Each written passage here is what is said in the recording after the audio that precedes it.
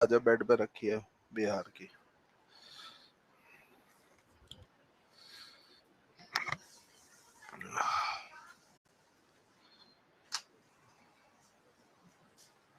तो सभी को नमस्कार, प्रणाम। कैसे हैं आप सभी लोग? आशा करता हूँ सभी लोग बढ़िया होंगे और अच्छे होंगे।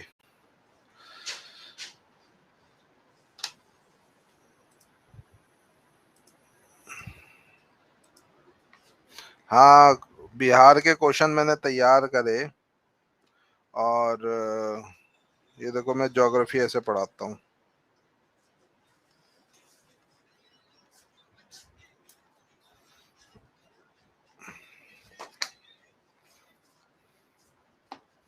कल लीव पे था ना? हाँ ठीक है, गुड आफ्टरनून। कल लीव पे था मैं, तो इस वजह से आपकी क्लास नहीं ले पाई थी। अभी बल्कि अभी थोड़ी देर पहले मेरे फादर का ऑपरेशन हुआ है, तो शायद कल मैं शायद लीव पे रहूं, लेकिन कोशिश करूंगा आपका लेक्चर लेने की। ओके, ये पढ़े हैं आपने अर्थ मूवमेंट, पृथ्वी की गतियां? ज्योग्राफी में पढ़ते हैं हम इसे। इक्वेटर कितने देशों से होकर गुजरती है? पृथ्वी पे दिन रात क्यों होता है? सर्दी गर्मी। चलो एक मिनट से हटा देता हूं मैं।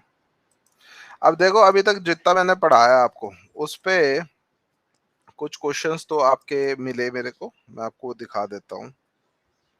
फिर आज हम बिहार का आधुनिक इतिहास पढ़ेंगे, ठीक है?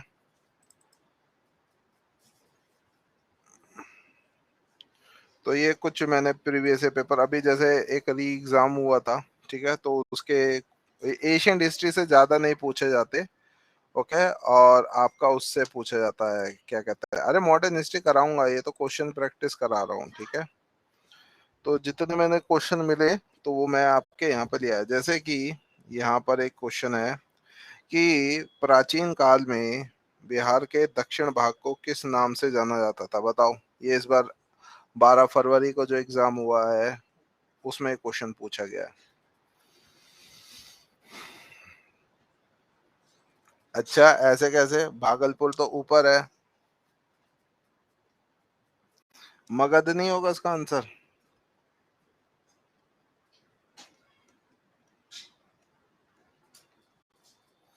मगधा नहीं होगा। कौशल तो उत्तर प्रदेश में पड़ता है। तक्षशिला तो बिल्कुल नहीं होगा। अंग जो है, अरे ए ऑप्शन दे रहा हूँ, बिना बिना किसी बात के ए ऑप्शन मगध होगा। इस क्वेश्चन का आंसर ऑप्शन नंबर ई है। ई होगा आंसर। जबरदस्ती जबरदस्ती जबरदस्ती। मगध साम्राज्य बताया भी था आपको।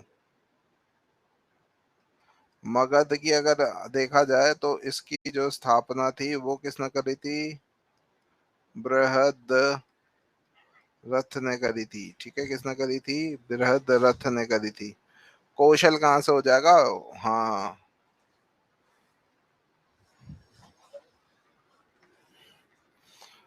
ठीक है। और ये अगर पूछा जाए तो वज्जी ये विश्व का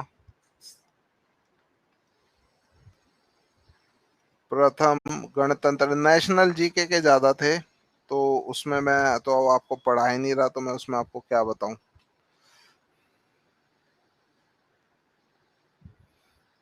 हम्म, चलो। हाँ, बीपीएससी में ई ऑप्शन भी आता है। अब ये मैंने आपको बताया था, इसके बारे में देखते हैं क्या होगा। कि सुदर्शन लेक आपको पता है? जो मैंने आपको बताया था, सुदर्शन झील, इसका निर्माण चंद्रगुप्त मौर्य ने करवाया था, ठीक है? तो बारिश के कारण इसका बांध टूट गया था। अच्छा, और एक चीज और ध्यान रखिएगा, यहाँ पर मगध के बारे में ना हमें जानकारी अथर्व वेद में मिलती है, ठीक है? अथर्ववेद में अगर पूछा जाए मगध के बारे में जानकारी, अथर्ववेद में। इस क्वेश्चन का आंसर क्या है? रुद्रदमन, ठीक है? रुद्रदमन ये सौराष्ट्र का राजा था, ठीक है? और ये सौराष्ट्र का राजा था गुप्त काल में। गुप्त काल में एक रुद्र रमन का अभिलेख है जिसको हम गिरनार, जिसको हम क्या बुलाते हैं, गिरनार का भी लेक बुलाते हैं। ठीक है,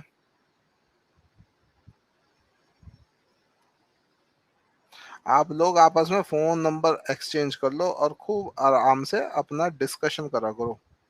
क्लास में अगर कोई पढ़ा रहा हो टीचर और स्टूडेंट इधर उधर की बात करे तो टीचर को बुरा लगता है। ठीक है, आप भी टीचर बनोगे, आपकी क्लास में ऐसा कोई करेगा तो आपको भी मैं जैसा फील कर रहा हूँ वैसा ही आपको फील होगा। ठीक है, गिरनार के भी लेक से हमें पता लगता है। ठीक है, गिरनार। ओके, सुदर्शन झील, Sudarshan lake, and we got information about Sudarshan Lake from Girnar inscription। ठीक है, गिरनार इंस्क्रिप्शन। ओके।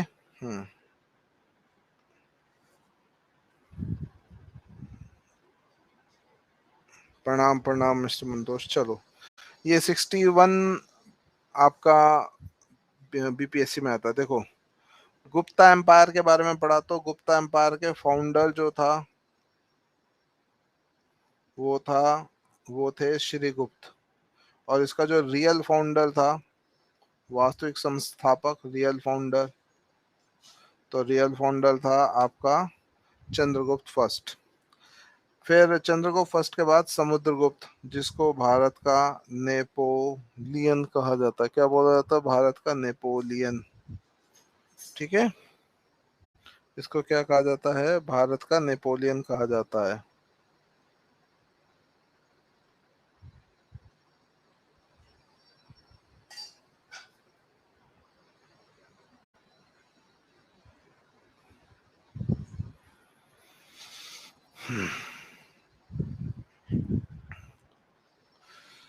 अच्छा, जो चंद्रगुप्त द्वितीय है ना, विक्रमादित्य, इसका जो इसके समय में कौन सा यात्री आया था, बताओ? इसके समय में कौन सा यात्री आया था चंद्रगुप्त द्वितीय के समय में? इसे गुप्त काल हम बोलते हैं, golden period of Gupta period. इसका जो रूलिंग पीरियड है उसको हम क्या बोलते हैं? गोल्डन एज ऑफ इंडिया, यानी भारत का स्वर्ण काल हम इसे बोलते हैं, क्योंकि इसके बहुत समृद्ध था। फायान आया था, और इसी के समय में एक तो फायान इंडिया आया था। ठीक है, और इसी के नवरत्न होते थे। ठीक है, इसके नवरत्न होते थे, और इसके नवरत्नों में था आपका एक कालिदास। ठीक है, कालिदास इसका एक नवरत्न होता था। हाँ, एक मिनट में पानी पी लूं जरा। Just hold.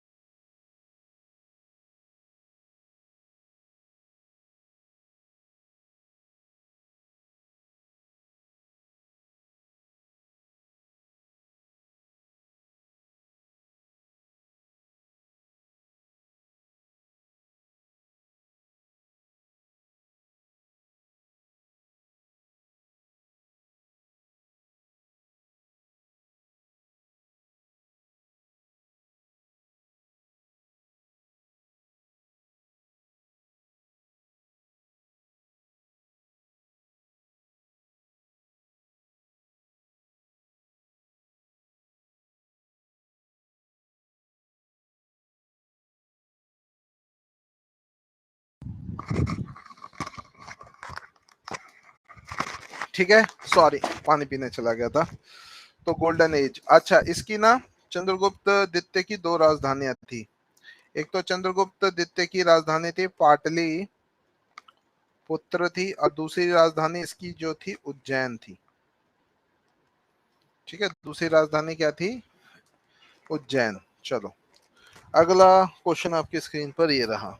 कम ही है क्वेश्चन, 7-8 ही क्वेश्चन है, ज्यादा नहीं है क्वेश्चन। आपका मॉडर्न हिस्ट्री से ज्यादा आता है। अरे तो दीप्ति मैम, वो बृहद रथ हमने किसका बताया था मैम? वो तो मैंने मगध का बताया था। ठीक है, और यहां पर मैं बता रहा हूं किसका? आपका इसकी दो राजधानियां थी। अच्छा, एक बात बताओ, अगर क्वेश्चन आ गया कि पाटलिपुत्र, ठीक है, पाटलिपुत्र का संस्थापक पूछ लिया, तो क्या आंसर दोगे? संस्थापक, पाटलिपुत्र का संस्थापक का क्या उत्तर दोगे?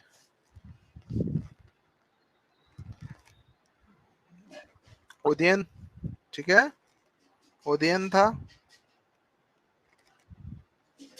ठीक है, वंदना सिंह क्या कह रहे हो? एक सेकंड रुक जाओ, रुक जाओ, अभी अभी सभी। वंदना मैम क्या कह रही हैं? एक मिनट, स्टार्टिंग की क्लास मिलेंगी। अरे हमारी क्लासेस जो है ना, 9 बजे तक क्लासेस होते हैं। ओके, एक सेकंड।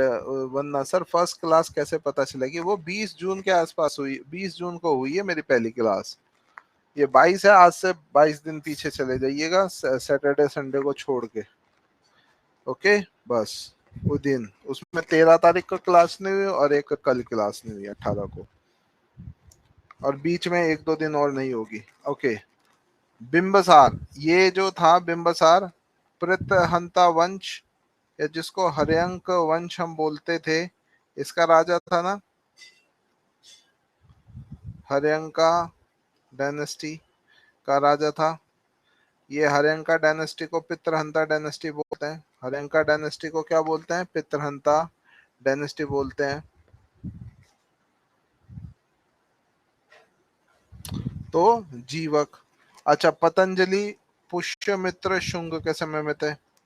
ये भारत पर राज्य करने वाला पहला ब्राह्मण शासक था।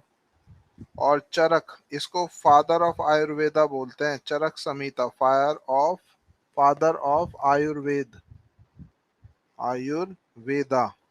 ठीक है, फायर ऑफ आयुर्वेदा। ये आपका कनिष्क के समय में थे, कनिष्क। ठीक है, कनिष्क के। और शुरुस्तु के नाम के बारे में आप सुना है? शुरुस्तु के बारे में पता है आपको? Okay, if you cannot read Hindi, then how will you do your job in Bihar? Nandita Ghosh, I'm asking you that question. If you cannot read Hindi, how will you do your job in Bihar? As simple as that. You are an Indian, okay, and you're from West Bengal. Bengalis know Hindi quite well. Swami Vivekananda is from West Bengal.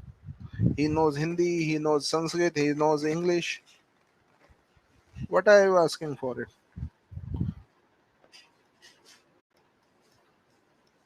Pushyamitra Shung. He was the first.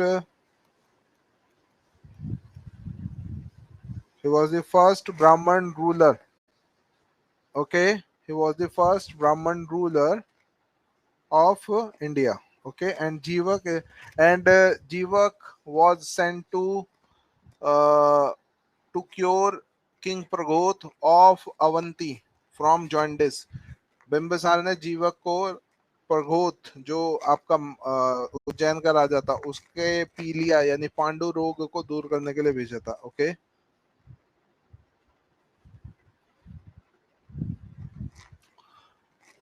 In his inscription, अपने शिलालेखों में। देखो, अशोक के अगर शिलालेख जो सबसे पहले पढ़े थे, उसका नाम था जेम्स प्रिंसेप।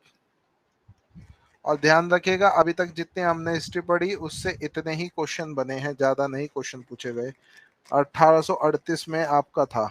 और उसको किस नाम से जाना जाता था? प्रियदर्शी या देवम प्रिय, देवम प्रिय के नाम से जाना जाता था।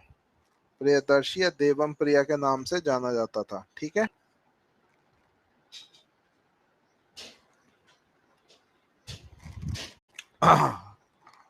कौन सी लिपि जो थी आपका आपका दाएं से बाएं ओर लिखे जाते थे? अशोकाज इंस्क्रिप्शन जो थे वो दो टाइप के थे। अशोक के जो शिलालेख थे वो दो टाइप के थे। ठीक है, अशोक के शिलालेख दो टाइप के थे। एक तो था आपका चट्टानों पर, यानी रॉक एडिक्ट। इसके 14 रॉक एडिक्ट थे। ठीक है। और आपका फिर क्या था? Pillar addict. Pillar addict. और इसके स्तंभ लेख कितने थे? 7 थे। और खरोष्टी ये 3 भाषाओं में लिखे हुए थे। एक तो प्राकृत में लिखे हुए थे, ब्राह्मी में लिखे हुए थे, और खरोष्टी में लिखे हुए थे।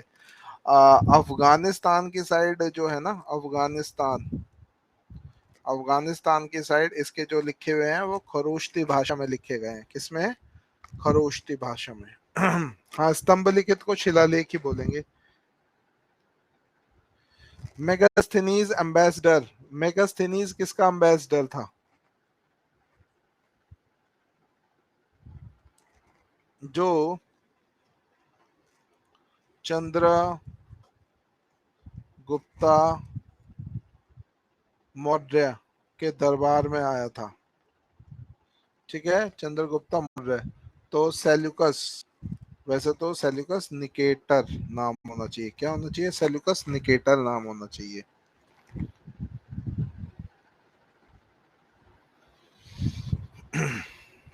Modern society was divided into 7 classes.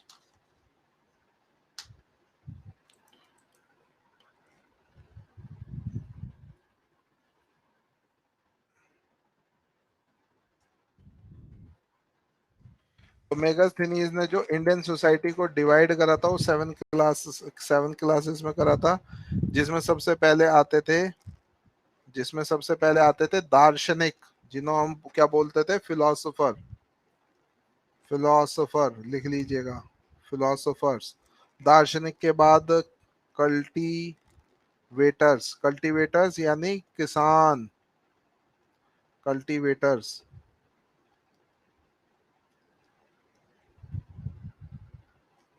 किसान। फिर हर्ड्समैन, जो आपका भेड़ों को चराते हैं ना, जैसे गडरिया। ठीक है, गडरिया आप बोल सकते हो, हर्ड्समैन। और जो आपके सामान बनाते, जैसे कुम्हार हो गया, लोहार हो गया, उनको हम क्या बोलते हैं? आर्टिशियन। आर्टिशियन को हिंदी में क्या बोलेंगे? कर्मकार। ट्रेडर्स, व्यापारी। Soldiers, soldiers. ओवर सीयर, दूरदर्शी, मतलब जो आपका देखते थे एक तरीके से एडमिनिस्ट्रेशन। और काउंसलर यानी पार्षद, काउंसिलर्स। तो ये 7 भागों में, और ये इसकी मेगास्थनीज की बुक में लिखी थी। तो ये क्वेश्चन थे आपके जो मैंने आपको लिखवाए। और आज से हम मॉडर्न हिस्ट्री की शुरुआत कर रहे हैं, तो जरा आप इसको ले लीजिएगा। इसका पहले पीडीएफ ले लीजिएगा, उसके बाद फिर हम आगे बढ़ते हैं।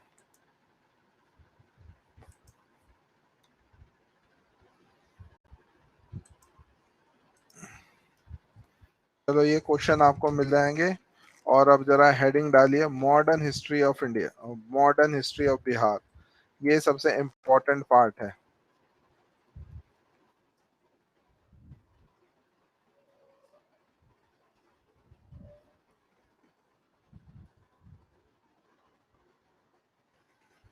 लास्ट का आंसर मेगास्थनीज का वो था। मेगास्थनीज ने कौन सी बुक लिखी है?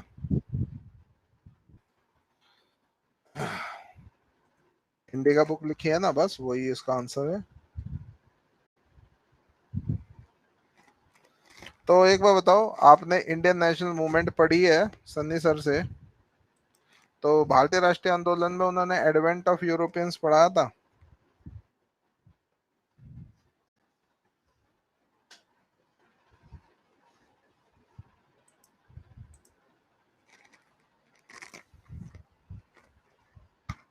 तो कि भारत में सबसे पहले कौन आए थे, करम बता सकते हो? अरे तो पूजा मैम, पहले हिस्ट्री कंप्लीट होगी, वही तो उसी के बाद तो होगा। सारी चीज इकट्ठा थोड़ी आप लोगों के दिमाग में डाल दूंगा। तुम टीचर बनने जा रहे हो, थोड़ा सा अपने अंदर सहनशीलता रखा करो। बीच से कैसे पढ़ के कोई पढ़ा सकता है? आप लोग तो छोटे बच्चों की तरह, छोटी बच्ची हो क्या वाला आ जाता है कि हर चीज ये भी पढ़ना है। तो वो पहले एक चीज कंप्लीट होगी तभी तो पढ़ा जाएगा।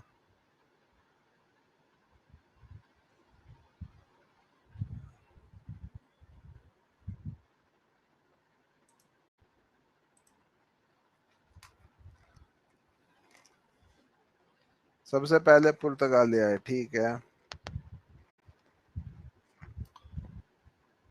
रुक जाइए बस अभी 1 मिनट, ये शेयर हो जाए स्क्रीन।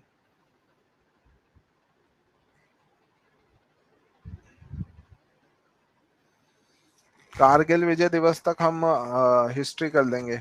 कारगिल विजय दिवस तक हम हिस्ट्री कर लेंगे। कब होता है कारगिल विजय दिवस? Any idea? कारगिल विजय दिवस कब मनाया जाता है?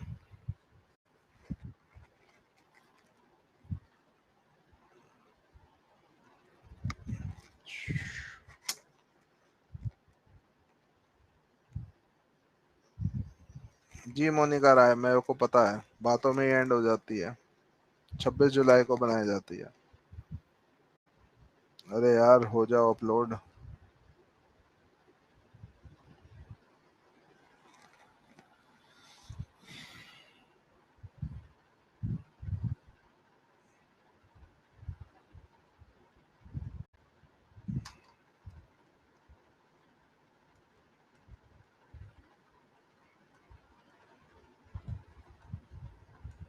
ठीक है,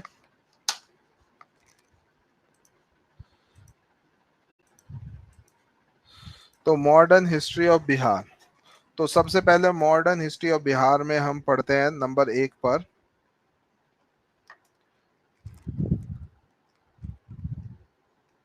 arrival of Europeans Europeans European traders. मैं हिंदी में भी लिखूंगा तो विचलित मत होने जाएगा। European traders in Bihar, arrival of European traders इन बिहार। इसको आप हिंदी में इस तरीके से लिख सकते हैं कि बिहार में यूरोपीय बिहार में यूरोपीय व्यापारियों बिहार में यूरोपीय व्यापारियों का आगमन। ठीक है, तो उससे पहले हमें समझना पड़ेगा कि भाई भारत में आपका यूरोपीय कब आए। ठीक है, तो इसको आप इस तरीके से लिखेंगे। तो अगर देखें ना, यहाँ पर नोट करके लिखेगा भारत में यूरोपियों का आगमन, तभी तो बिहार का हम पढ़ेंगे। तो अगर इंडिया के कॉन्टेक्स्ट में देखें, एडवेंट ऑफ यूरोपियंस यूरोपियंस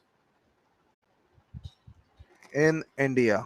ठीक है, advent of Europeans in India, यानी भारत में यूरोपीय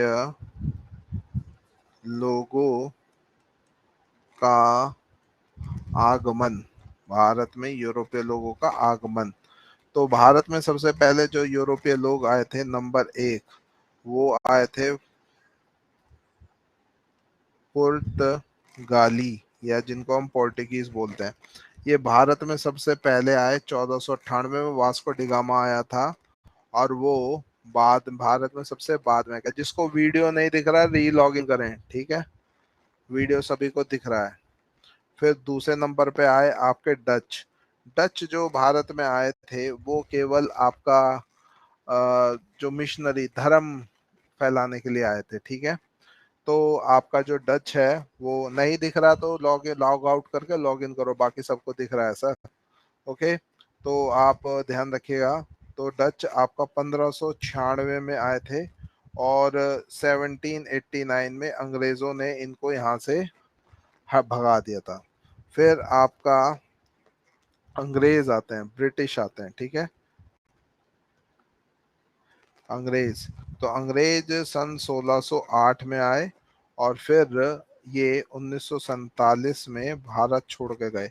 और चौथे नंबर पे आते हैं फ्रांसीसी, या जिनको हम अंग्रेजी में फ्रेंच बोलते हैं। तो फ्रेंच जो है आपका 1664 में आए थे और 1955 में पौंडीचेरी, या जिसको पुदुचेरी बोलते हैं ना, वो आपका किसके अंतर्गत आता था आपका, इनके अंतर्गत आता था, फ्रांसीसियों के। ये मैंने लिखा है पोर्टुगीज, दोबारा लिख देता हूं एक बार, पोर्टुगीज यानी पुर्तगाली, ठीक है, पोर्टुगीज यानी पुर्तगाली। तो जरा अब इसको यहाँ पर लिखिएगा इसके बारे में।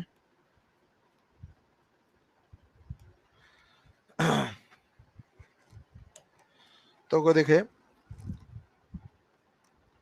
बिहार, इसे इसे हिंदी में लिख रहा हूँ, इंग्लिश में मैं बोल दूंगा क्योंकि यहाँ पर मेजोरिटी में ना हिंदी लिखने वाले ज्यादा। बिहार में आधुनिक, हैंड राइटिंग तो समझ आ रहा है ना आप लोगों को।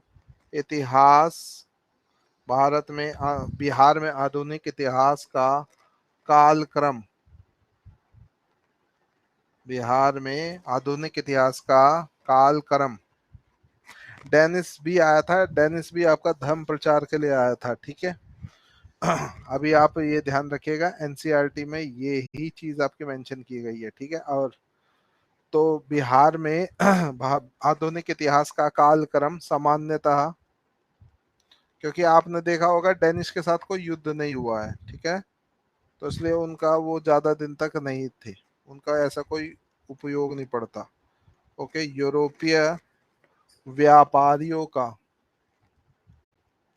यूरोपीय व्यापारियों के आगमन,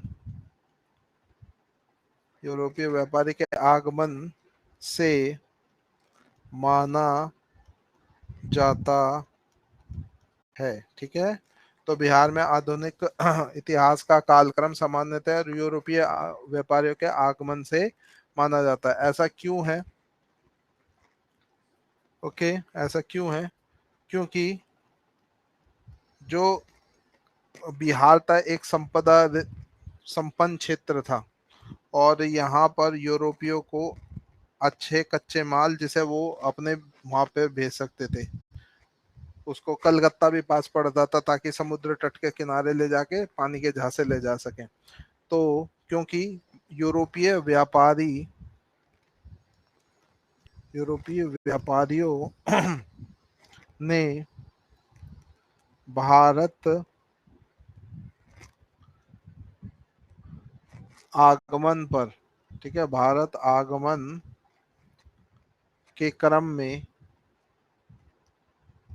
के क्रम में बिहार को,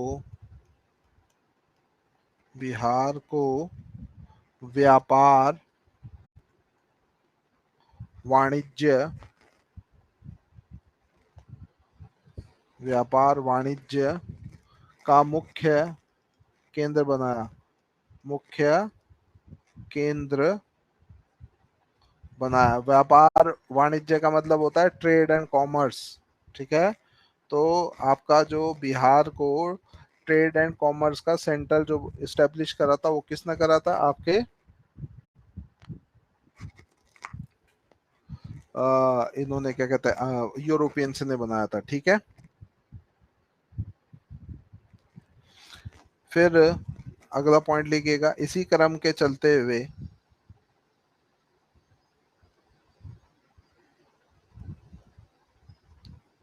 इसी क्रम के, अरे इसी क्रम के चलते हुए, इसी क्रम के चलते हुए यूरोपियों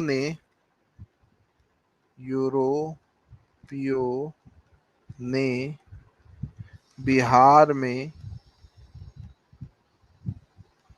कई फैक्ट्रियां स्थापित करी। कई या अनेक लिख सकते, कई या अनेक फैक्ट्रियां स्थापित करी। ठीक है, कई फैक्ट्रियां स्थापित करी, इसे लिख लीजिएगा। इंग्लिश में किसको नोट डाउन करना तो वो बताएं। इंग्लिश में किसी को नोट डाउन करना है वो बताएं। ओके, सॉरी, मैं ये देखिए यहाँ पर मैं बोल रहा हूँ ma'am. Okay, the modern history of Bihar, ये वाला पॉइंट है। The modern history of Bihar, okay, is start from the advent of Europeans in Bihar. The modern history of Bihar is start from the advent of Europeans in Bihar. Second point, it is because on the advent of Europeans, it is because on the advent of Europeans, Bihar was the major center of trade and commerce. Okay, Bihar was the major center of trade of commerce, and third point, later in the time many European factories were established in Bihar.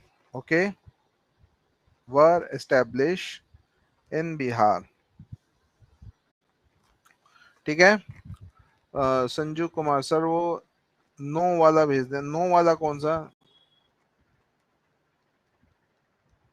ठीक है, तो प्रियंका आप लोगों ने इस लिख लिया। चलो अब आगे बढ़ते हैं। तो फिर आगे चलकर, एक सेकंड होल्ड करिएगा।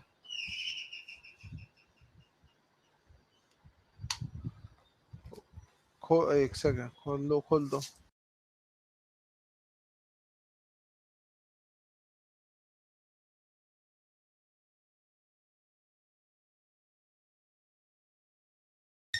ओके, लास्ट लाइन कौन सी कह रहे हो आप?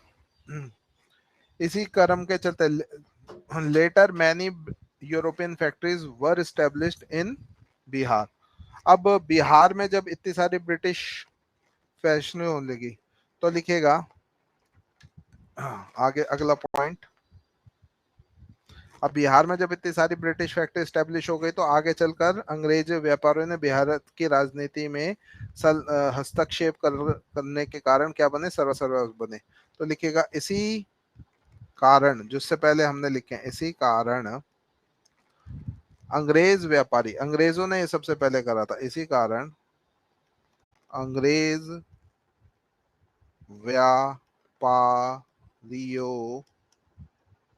व्यापारियों ने बिहार की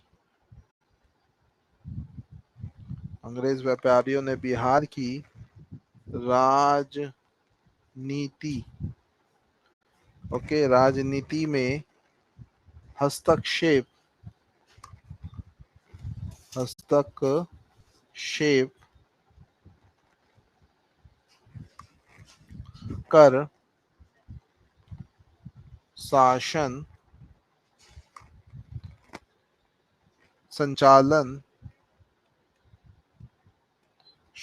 संचालन हेतु सर्वे सर्वा बने। इन्होंने ही, जो हमारे यहाँ पर अंग्रेज है ना, जो हमारे यहाँ रिश्वत जो इतनी चलती है हर काम में, वो एक्चुअली अंग्रेजों का ही देन है।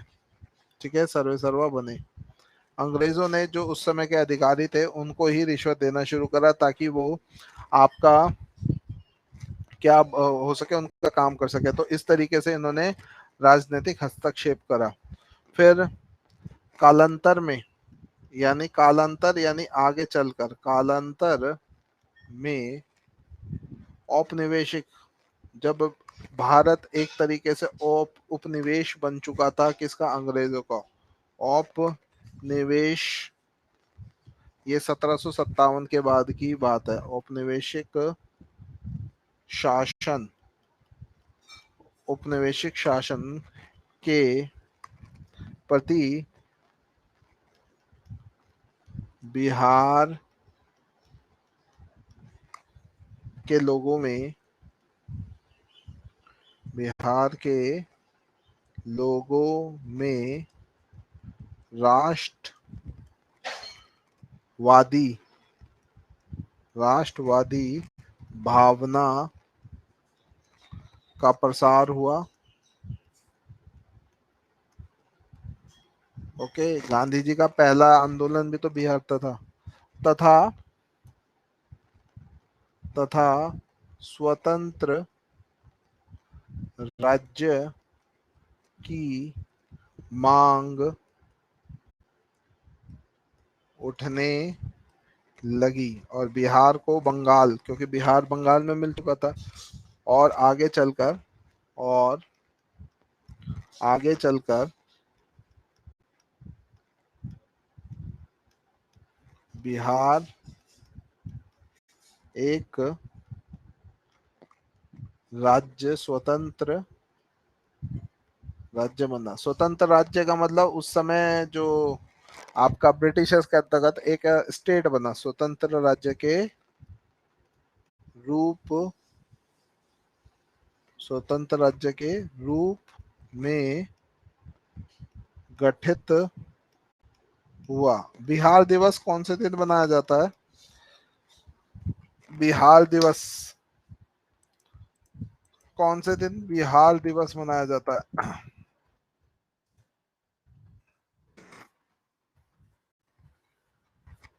ठीक है, 22 मार्च। ठीक है, 22 मार्च को मेरे ख्याल से वाटर डे भी होता है। 22 मार्च 1912। ठीक है, 22 मार्च 1912। उस समय बिहार जो 1912 में था ना, 1909 नहीं, 1912। ठीक है, 1912 में लग हुआ था। और क्या कहते हैं, इसमें आपका ना वो भी पड़ता था, क्या कहते हैं, क्या बोलते हैं उसे, सॉरी टू से, एक मिनट, मेरे दिमाग में आ रहा है, बिहार आपका, अरे यार आजा दिमाग में, हाँ अभी भूल गया, उड़ीसा भी आता था और झारखंड भी आता था। ठीक है, अब जो अगली क्लास जो हमारी होगी, ठीक है, उसमें हम किस तरीके से आगे पढ़ेंगे। अब आगे का जो कोर्स है, सिलेबस है, वो देख लो। देखो, अब ये मॉडर्न हिस्ट्री पे ना आप पर ना बहुत सारे क्वेश्चन पूछे हैं। अब हम इसमें सबसे पहले पढ़ेंगे पुर्तगालियों के बारे में, एक एक पैराग्राफ ही पढ़ेंगे। ठीक है, पोर्टुगीज, पोर्टुगीज, पोर्टुगीज के बाद हम इसमें पढ़ेंगे किसके बारे में, डच के बारे में।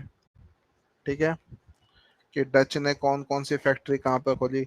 डच के बाद हम इसमें पढ़ेंगे फ्रांसीसियों के बारे में, यानी फ्रेंच के बारे में।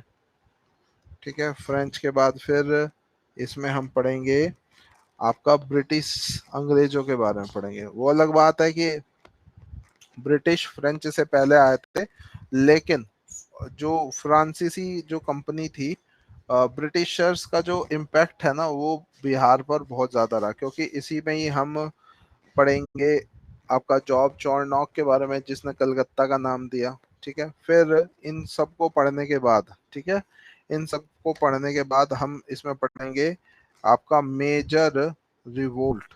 ठीक है, मेजर रिवोल्ट, आधिकारिक सूचना जिस दिन जारी होती है उसी दिन ही उसे माना जाता है। जैसे चिरंजीवी कुमार अंकेला जी, आपकी सगाई एक दिन होगी और आपकी शादी दूसरे दिन होगी। ठीक है, तो आप परिणय सूत्र में या विवाहित तब माने जाएंगे जब आपका विवाह होगा। ठीक है, जनरल अवेयरनेस क्या होता है, सामान्य जानकारी जो आपको होनी चाहिए वही है। ठीक है, जी हाँ, मेडिवल खत्म हो गया, पिछली क्लास में आपको मैंने बताया था।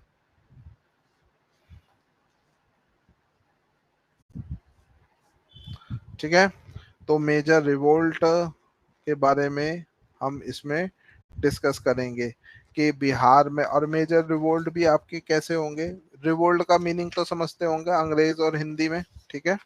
तो रिवोल्ट को हम पढ़ेंगे जैसे आपके जनजातीय विद्रोह, ट्राइबल, ओके, ट्राइबल रिवोल्ट, जिसमें हम पढ़ेंगे तमाड़ विद्रोह, हो विद्रोह, कोल विद्रोह, भूमिज विद्रोह, संथाल विद्रोह, खेरवार विद्रोह, मुंडा विद्रोह, ठीक है। और उसके बाद फिर इसमें अदर रिवोल्ट भी हम पढ़ेंगे, ठीक है, अदर रिवोल्ट, जिसमें लोटा विद्रोह, चेरो विद्रोह, सरदारी आंदोलन, वहाबी आंदोलन, ठीक है।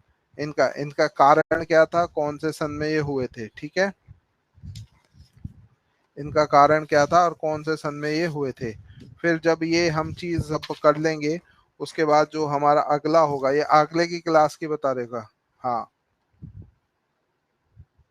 प्रियंका मैम, आप ना इतने क्वेश्चन ना पूछा करो, आप पढ़ते तो पढ़ाई से ज्यादा आप क्वेश्चन पूछते रहते हो, वो पूछने का अधिकार है आपको, लेकिन कभी कभी मेरे को लगता है कि आप out of the box question पूछते हो। अभी जो करा रहा हूँ उस चीज को मेरे को कराने दीजिए, सॉरी। आप चाहे तो कुछ भी मेरे को बोल सकते हो कि मैंने आपकी बात काट दी, लेकिन आप हमेशा, जनरल अवेयरनेस क्या होता है, you are going to be a teacher ma'am, आप एक अध्यापिका बनने वाली है। इतने stupid question, sorry stupid word use कर रहा हूँ, पूछेंगे तो थोड़ा सा तो अचरज हमें होगा ही। ठीक है, तो 1857 की क्रांति, कुंवर सिंह की भूमिका, ठीक है, कहाँ पर इनका हुआ था, क्या इनके साथ हुआ था।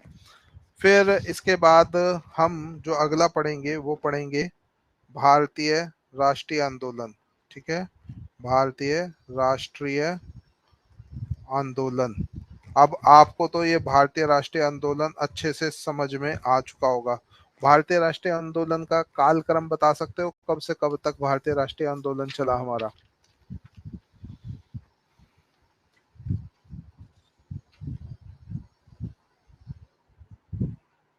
1885 से कब तक? 1885 से लेके 1885 से लेके 1947 तक। और इसको भी हम तीन भागों में बांट कर पढ़ते हैं, ठीक है। एक होता है नरमपंथी युग, ठीक है, एक होता है गरमपंथी युग, और एक होता है गांधी युग। इस तरीके से अब हम इसे पढ़ेंगे। तो ये है, तो ये आपका जो है 26 जुलाई तक होगा पूरा, ठीक है, ये आपका 26 जुलाई तक होगा। तो ये आपका बिहार का है। इसमें कल कोशिश करूंगा आपकी क्लास लूं, ठीक है। और अगर कोशिश पूरी रहेगी कल क्लास करने की, नहीं होगा, एक तो आप लोगों का टाइम भी इस प्रकार है ना कि कोई क्लास का टाइम बचता ही नहीं है। अगर मैं क्लास का टाइम भी शिफ्ट करना चाहूँ तो आपके बैक टू बैक बैचेस इतने चल रहे हैं कि नहीं हो पाता अरेंज टाइम, ठीक है। तो इस चीज को ध्यान में रखेगा। अरे आपकी सुबह 9 से रात 9 बजे तक, और प्लीज एक हाथ जोड़ के रिक्वेस्ट है आप लोगों से, वो ये है, दिन में 3, मैक्सिमम 4, उससे ज्यादा मत पढ़ा करो ऑनलाइन। बस सब्जेक्ट को कैटेगराइज करो, कौन सा ज्यादा जरूरी है, कौन सा अत्यधिक जरूरी है, सेल्फ स्टडी पे भी ध्यान दो, ठीक है।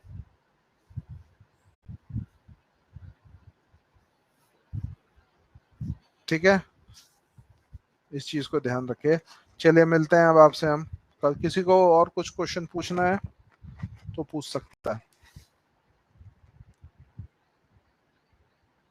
नहीं, सारा सब्जेक्ट खत्म हो गया। मेरा तो टाइम लगेगा, मैंने तो आपको कहा, पहले कह रखा 15 अगस्त को आज़ादी दूंगा मैं आपको।